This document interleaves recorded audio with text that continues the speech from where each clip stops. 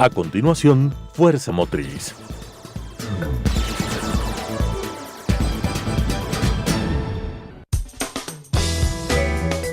Clasificación A. Apto para todo público.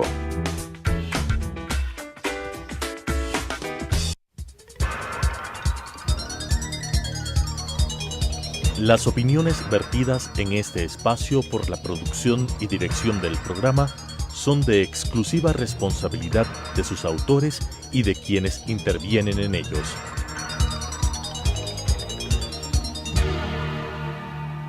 Telesucesos Canal 29 UHF presenta Fuerza Motriz, con temas de interés del sector automotor, estadísticas e industria automotriz, entrevistas a empresarios, curiosidades y consejos, con la conducción de Pablo Ordóñez y con el respaldo de AEADE, Asociación de Empresas Automotrices del Ecuador. Fuerza Motriz. Hola, ¿qué tal? Bienvenidos a su programa Fuerza Motriz, en una nueva entrega, pensando en ustedes, los ciudadanos, y buscando información relativa al sector automotor.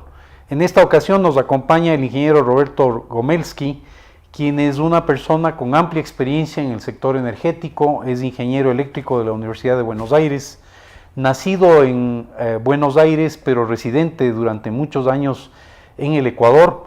Ha participado durante más de 40 años en diversas entidades internacionales como consultor en el ámbito energético, en todo lo relativo a la economía de la energía, y en fin, consideramos que es una de las personas que tiene mayor conocimiento en todo aquello que tiene relación con la energía. Bienvenido, ingeniero Gomelski, a este programa. Cuéntenos, ¿qué cree usted en concepto general para nuestros televidentes que es la calidad del combustible en el Ecuador? Siempre los ecuatorianos nos preguntamos, ¿será que la calidad del combustible en el Ecuador es buena? ¿Cómo está comparado con otros países? Bienvenido. Gracias. En primer lugar, muchas gracias por la invitación. Le agradezco al canal esta oportunidad. Sobre el tema de la calidad de combustibles, digamos, sin entrar en detalles sobre, digamos, características, mediciones, etcétera, pero en términos generales, habría tal vez dos aspectos que considerar. Uno es la normativa y otro el cumplimiento de la normativa. Por las informaciones que se tienen públicas, aparentemente hay un cumplimiento de la normativa, pero comentando en términos generales de la normativa, y sin entrar en demasiados detalles sobre las especificaciones de cada tipo de combustible, gasolinas o diésel, en términos generales le podría comentar que, digamos que la normativa ecuatoriana está dentro de un nivel de exigencia que podríamos considerar tal vez medio, por conocimiento personal que tengo de otras áreas, como el caso centroamericano, que me tocó trabajar temas de combustibles y precios de combustibles que están relacionados con la calidad. La norma centroamericana, por lo menos hace unos años, era poco más light, digamos, que la ecuatoriana. Si uno se va a otras partes del mundo, hay exigencias tal vez superiores, en cuanto a especificaciones básicas, tipo octanaje de gasolinas, contenido de azufre del diésel, por ejemplo, que es relevante desde el punto de vista ambiental, ¿no? Entonces estaríamos en el Ecuador a un nivel medio de calidad. En principio, digamos, ¿no? ¿Deberían, por lo tanto, los vehículos automotores, sean estos vehículos livianos o vehículos de carga o vehículos comerciales, como se los denomina, tener esa equivalencia? ¿Qué sucede si un vehículo tiene una calidad superior a la calidad del combustible, como en el caso ecuatoriano? Depende del tipo de motor y de combustible. En caso, por ejemplo, motores a gasolina, motor de cicloauto, comúnmente conocido como motor de gasolina, solo por poner un ejemplo, puede funcionar con combustible de menor octanaje, pero el problema de lo que se llama detonancia o detonación prematura del combustible con un octanaje menor le va a restar eficacia al motor, ¿no? ¿Y va a generar mayores niveles de contaminación tal vez? Al ser más, digamos, perder eficiencia el motor, indirectamente sí. O en el caso es más directo en el caso del azufre del diésel, si un azufre de ultra bajo contenido de azufre en el mercado es máximo 11 partes por millón, aquí el diésel premium tiene 500, según la norma, partes por millón. Ahí hay un efecto más directo. El motor va a funcionar, va a contaminar más, o sea, no se puede decir que por menor calidad, si no empata el nivel de calidad de combustible con el nivel de los motores, no va a funcionar, va a funcionar, pero no en óptimas condiciones. Es decir, si yo tengo un vehículo de una calidad superior, de un euro, de un nivel superior al combustible, de todas maneras habría cierto nivel de desperdicio y cierto nivel de contaminación por el hecho de que no está generándose una combustión adecuada. Debe ir par y paso entre la mejora de los motores y la mejora del combustible. Ingeniero, una pregunta que todos nos preguntan siempre y siempre están con curiosidad.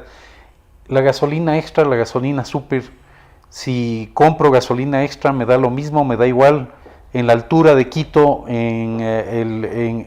nivel del mar, ¿cómo funciona esa relación de eficiencia? No, es distinto, digamos, pero ahí sí tiene relación con los motores y los combustibles, ¿no? Una prueba evidente la tenemos acá en la ecovía. Usted mira, los bordillos de la ecovía están negros. Correcto. Está ahumando el vehículo. Hay como una diferencia, digamos, y eso por, digamos, parte del equipo que uno tiene cuando hacemos los trabajos relativos a energía y transporte y eso. Digamos, tenemos un equipo multidisciplinario, hay ingenieros, mecánicos ahí. Entonces, el tema es, hay como un límite a los 1500 metros. No funciona igual por encima que por debajo, y eso tiene que ver con ambas cosas, combustible y también especificación de motores, ¿no? Por lo tanto, dependería del tipo de motor que uno tiene, dependería del tipo de vehículo que uno tiene. En ciertos casos, posiblemente va a convenirle más a ese ciudadano comprar gasolina o combustible extra, y en otros casos, en función del vehículo, podría convenirle es que hay un ajuste, gasolina super. Si usted baja la costa del motor, se tiene un sistema de ajuste de la inyección y la combustión. Hay una calibración que hacen normalmente las... calibración automática, se va ajustando en los motores ya más modernos. ¿Usted pone gasolina super o extra? Extra. Usted pone extra. Perdón, super. Usted pone super, es decir, pongo super. Sí considera que hay una ventaja de comprar gasolina super por la diferencia de precio. De acuerdo a las especificaciones del fabricante del vehículo, ¿no? Hay que tomarlas en cuenta, a veces uno no las toma en cuenta. Hay que tomar en cuenta. Entonces, en realidad no sirve de nada poner un combustible de mayor octanaje, en este caso, estamos hablando de gasolinas, en un motor de baja compresión, motores más viejos, por ejemplo, ¿no? Yo soy aficionado, siempre he tenido, ahora no tengo... Vehículos de colección. Escarabajos. Sí. Hay que ponerle extra porque no tiene sentido ponerle super. Por el nivel de compresión.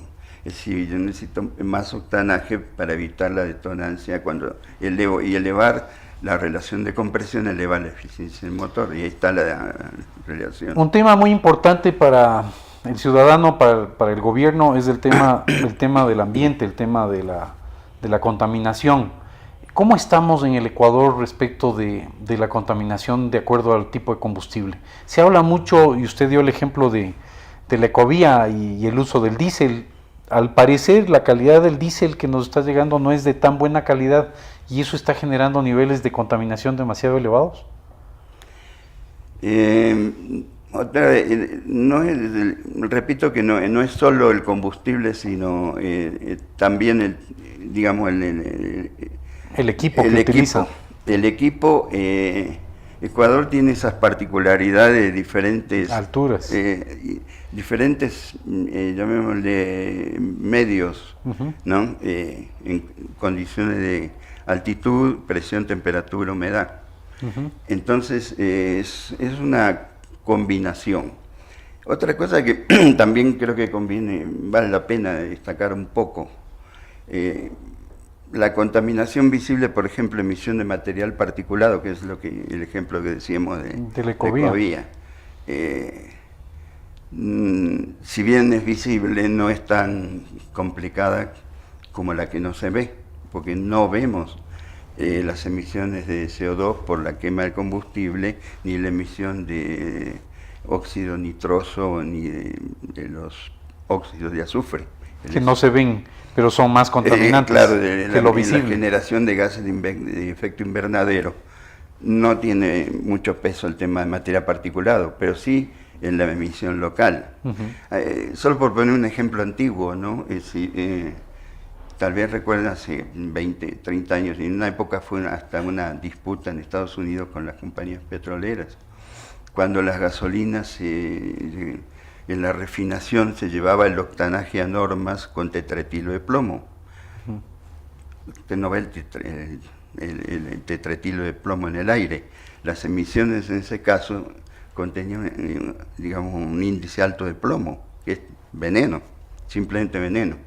Y hasta, bueno, hay hasta documentales hechos sobre el tema. Y disputas legales con las petroleras, al fin eso se tuvo que eliminar.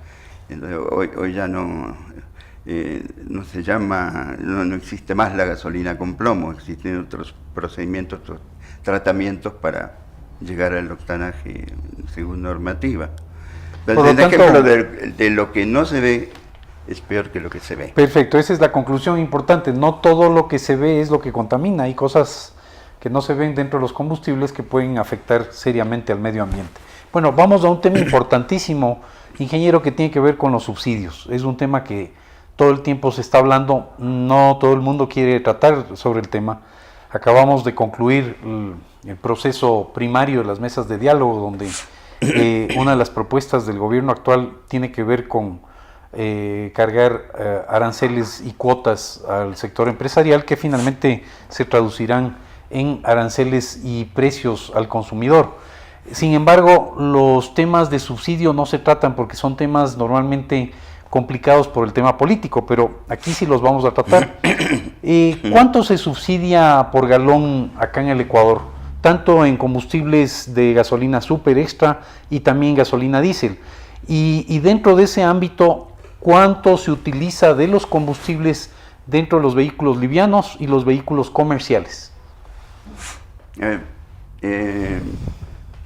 Comenzaría al revés. Primero por la dimensión del tema del consumo de combustible. Lo más grande primero, muy bien. Que tiene relación con todo, digamos, ¿no? Porque si hablamos de mejorar motores, mejorar calidad de combustibles, pero seguimos consumiendo de manera irracional, no hemos ganado mucho.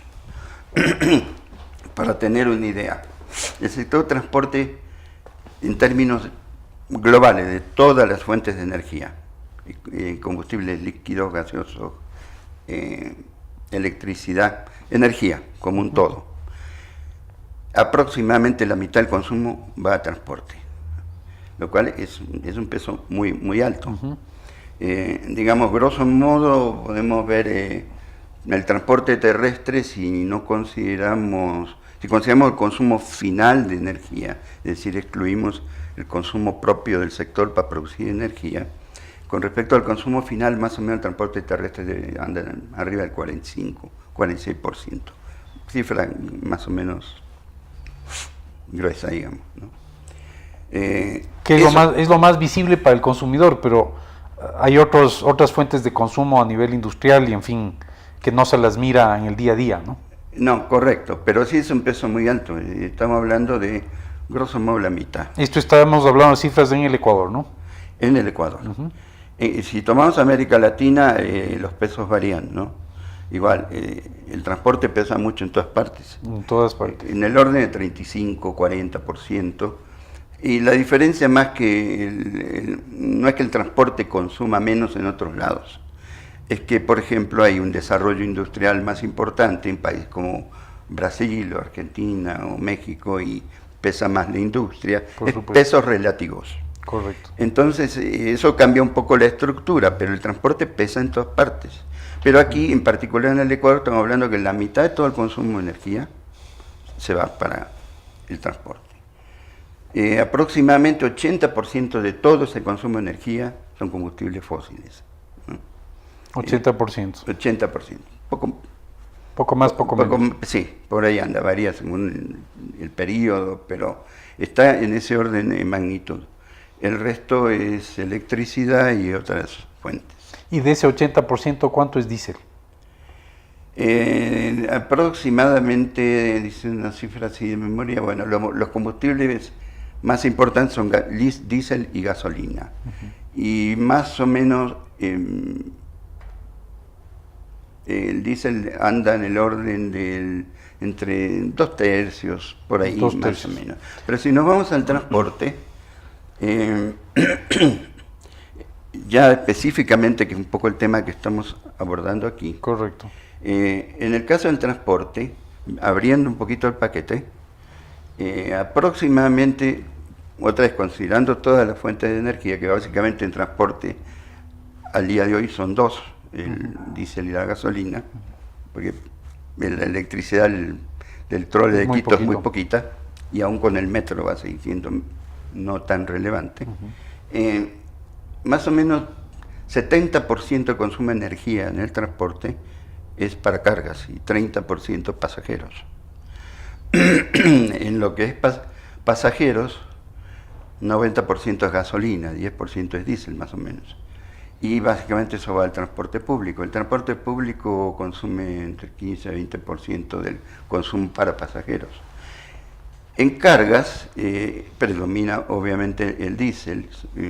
Hay consumo de gasolina, pero sobre todo en carga liviana, lo que son camionetas, hay una proporción grande del parque a gasolina, ¿no? Pickups y todo eso. Pero si vemos el caso particular del diésel, que es un poco el que más recientemente hemos analizado con más detalle, el 90%, alrededor del 90% del consumo de diésel es en transporte de cargas, ¿no? Entonces, ¿por qué insistimos un poquito en el tema del diésel? El diésel es un combustible de alto valor, es difícil de producir, es costoso. Y en el caso del Ecuador es importado, ¿no? Como todos los combustibles. Más o menos la mitad, aproximadamente, varía según el momento. Y sobre todo si queremos ir hacia exigencias mayores en cuanto a azufre, etcétera, digamos que no es lineal el tema del costo, hay como una curva con una pendiente grande. Me cuesta mucho más producir un 15 partes por millón que uno de 500 partes por millón. Por supuesto. ¿No? Y nos lleva también a un comentario que vale la pena en relación a que antes hablábamos de normativa. Y eso mucha gente en el sector petrolero conoce el tema. ¿Sí? El mundo va hacia un lado, lo que uno encuentra en el mercado, por ejemplo, en caso de azufre, va a encontrar 15 partes por millón por las normativas estrictas que hay en otra parte. Entonces, claro, uno puede comprar y producir y vender en la mezcla local importada aquí 500 partes por millón, pero está casi que es como un traje en medida, se hace más caro que comprarlo en una tienda hecho, ¿no? Y entonces, me parece interesante la respuesta que usted nos está dando. Comienza por la parte gruesa, por la parte de mayor peso. Y esa parte de mayor peso, ¿cuál es el monto del subsidio que tiene el Ecuador? ¿Qué tan conveniente es eso? Bueno, es decir, el subsidio. ¿cuánto nos cuesta a los ecuatorianos ese subsidio? Primero, y comentemos cómo medir ese subsidio, porque hay algunas cifras que se publican. Petroecuador publica cada mes. Información pública para todas las sí, cuando hay una estimación de subsidio. Y el Banco Central, pero de manera correcta lo que publica el Banco Central no es llamado subsidio, sino diferencia de precios entre importación y precio de venta a mercado interno, y hace un cálculo de pérdidas. No es subsidio, es total, es una parte. Es una parte. Claro. Para poder medir un subsidio tengo que hacer un análisis de paridad de importación. Y la paridad de importación no es solo el precio de compra en el exterior y digamos, el precio sí, costo y flete de ponerlo en un puerto ecuatoriano. Tengo que seguir toda la cadena. Entonces lo que me dicen las cifras que se publican no difiere mucho. Por ejemplo, lo que recuerdo para septiembre, Petroecuador publica para el diésel 66 centavos, un poco más, de subsidio anda por ahí más o menos cerca de lo que la diferencia precio-importación que publica el Banco Central. Pero esa es solo una parte, porque eso quiere decir que lo que yo vendo aquí no me alcanza ni para pagar lo que compro afuera. Y todo el resto de la cadena. Hay una cadena de costos. Hay que sumarle todo. Claro, entonces, la paridad de importación es el precio puesto en puerto ecuatoriano, o sea, costo y flete, el precio CIF de un combustible puesto ahí, los costos de descarga, transportes internos, que es transporte a una terminal, los márgenes de comercialización.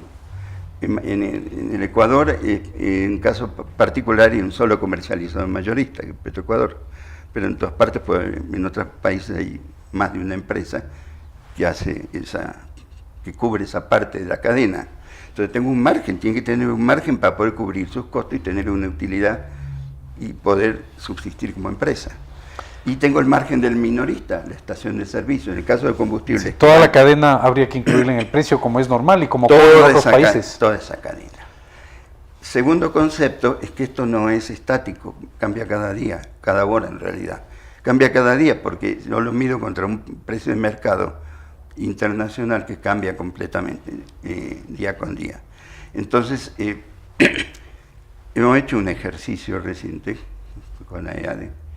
En el caso que, si tomamos la información de referencia Costa del Golfo, que es el mercado referente para toda América Latina, tomando desde el año 2006 hasta ahora, bueno, uno ve toda esa fluctuación. Pero si tomo el promedio y haciendo una estimación gruesa de los costos en la cadena comercial hasta el consumidor final, partiendo de la paridad de importación, más o menos estoy alrededor de unos centavos más, 1,04, $1, digamos. $1 de subsidio por galón, no los 0,6. No los 60 centavos de los que usted hace referencia. 66, o sea, son 40 centavos más por la cadena. Por la cadena interna, tomando el promedio enero-agosto de este año. Si uno se fija hace unos años, imagínese en esa curva, que el monto del subsidio para el país. Se la puedo dejar. Cuando los precios estaban altos del mercado, teníamos momentos de $2.50, ¿no? Y en el futuro va a cambiar, y va cambiando todo el tiempo, entonces no es estático, pero por ahí anda eso. Muy eso más o menos son 900 millones de dólares para el transporte. La entrevista con el ingeniero Roberto Gomelski, con quien nos podríamos extender ampliamente porque conoce a profundidad este tema y por lo que ustedes pudieron observar le fascina este asunto.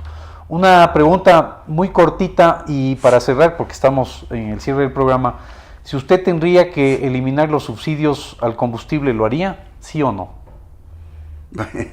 Es una pregunta muy difícil porque tiene muchas facetas políticas, más allá de lo económico y lo técnico. Perfecto, entonces yo lo haría.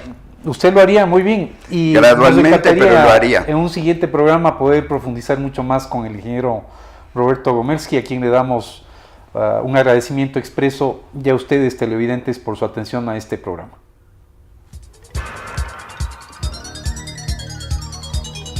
Las opiniones vertidas en este espacio por la producción y dirección del programa son de exclusiva responsabilidad de sus autores y de quienes intervienen en ellos.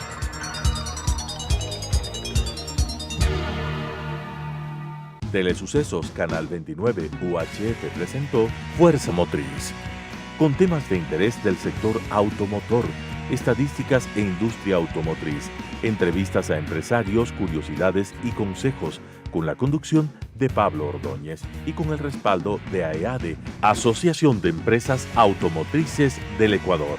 Fuerza Motriz.